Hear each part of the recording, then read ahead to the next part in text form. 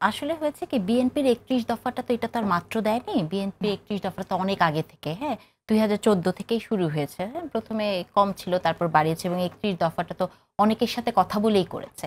But এইখানে যেটা যে আমার কাছে মনে হয় যে বিএনপি যেটা বলেছে, যেটা শায়ান ভাই ব্রেক টাইমে বলছেন যে এটা কিন্তু একটা গুড ডিসিশন যে এটা কনস্টিটিউশনে এইভাবে না রেখে আইন করে। বিএনপি কিন্তু আরো অনেকগুলো বিষয়ের কথাই যেমন জুলাই সনদ নিয়েও কিন্তু বিএনপি বলেছে যে আপনারা এটা লিগ্যাল গ্রাউন্ডটা দেখান, আমরা তাহলে ওটাকে রাখবো। এখন হয়েছে কি বিএনপি তো একটা অনেক বড় দল, তাই না?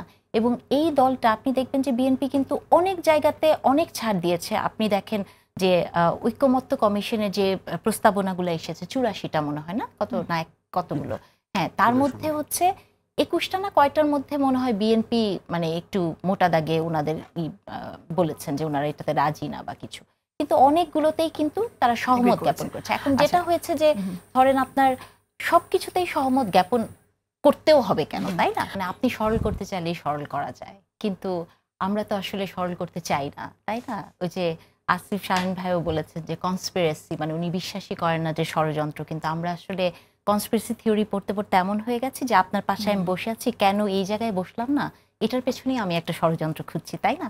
তার মানে হচ্ছে যে সরল, যেমন আজকে রাজ্জাকি ভাই যে কথাটি বললেন, উনি বলছেন উনি ৭ মাস ধরে বলছেন, এটা তো জটিল ঘোরপাক, তাই না? আমি বিশ্বাস করি কি যে সিনাপা, মানে আপনি যেভাবে দেশকে চালাতে চাবেন, মানে এটা আপনার ব্যক্তিগত বিষয়, মানে আপনার ব্যক্তিগত মানে হচ্ছে যে যিনি যার হাতে ক্ষমতা, হ্যাঁ? তো এই যে কথাগুলো বলা হয় সংবিধান, সংবিধান ছাড়াও তো অনেক দেশ আছে, আছে না? সংবিধান নাই, কিন্তু সেসব দেশও তো চলে, সুন্দরভাবেই চলে। তাহলে আমাদের কেন একটা জাতির সব সময় আমি কোনো আপনার সাথে একটু পার্টিসিপেট করতে জি চাই। প্লিজ। আমি সেই কথাটাই বলছি, সংবিধান নাই, না থাকলে চলতে পারে, সেটা হলো অন্তর্বর্তীকালীন সরকারের অন্তর্বর্তীকালীন সংবিধান। আপনার লিখিত থাকতে হবে না, ওই সংবিধানটা ফুল স্টপ, আপনাকে এই সংবিধানে চলতে হবে, সেটাই এখন এই সংবিধানে চলতে হবে। এক, যেহেতু আপনি এই সংবিধানে, হ্যাঁ আপনি শুনে বলেন। আমি আসি ঠিক আপনার আছে, কাছে। হ্যাঁ, না মানে সেটাই বলছিলাম যে আসলে হয়েছে এটা কি যে ইজিলি এই সংবিধানই চলে। মানে আপনি দেখবেন যে প্রত্যেকটা রাজনৈতিক দল, আমি বিএনপিকে বলবো, জামাতকে বলবো, বা আর যারা আছেন তারা প্রত্যেকেই কেন যেন আমরা সরল পথে হাঁটতে চাইছি না, তাই না?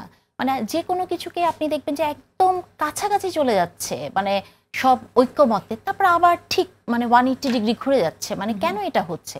তো তার মানে যেটা হচ্ছে যে আপনি যে প্রশ্নটি করলেন যে সরলভাবে কি আমরা চলতে পারি না, আমার মনে হচ্ছে যে যে রাজনৈতিক ঐতিহ্যের মধ্যে দিয়ে আমরা ৫৩ বছর আছি, আমরা আসলে সরল হওয়াটা শিখি নাই, হ্যাঁ?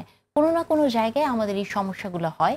তবে যেটা রাজ্জাকি ভাই বলছেন, আপনি বলছেন, আমি বলছি, মানে আমার মনে হয় যে এখনই একটা সময়, যে সময় আমাদেরকে আর কালক্ষেপণ না করে মানে এমন একটা ডিসিশনে আসতে হবে যে যেটা আসলে সমস্ত দলকে কিছু না কিছু ছাড় দিয়ে এমন একটা জায়গায় পৌঁছতে হবে ঐক্যের যেটা দিকে যেতে আমাদের, হবে। হ্যাঁ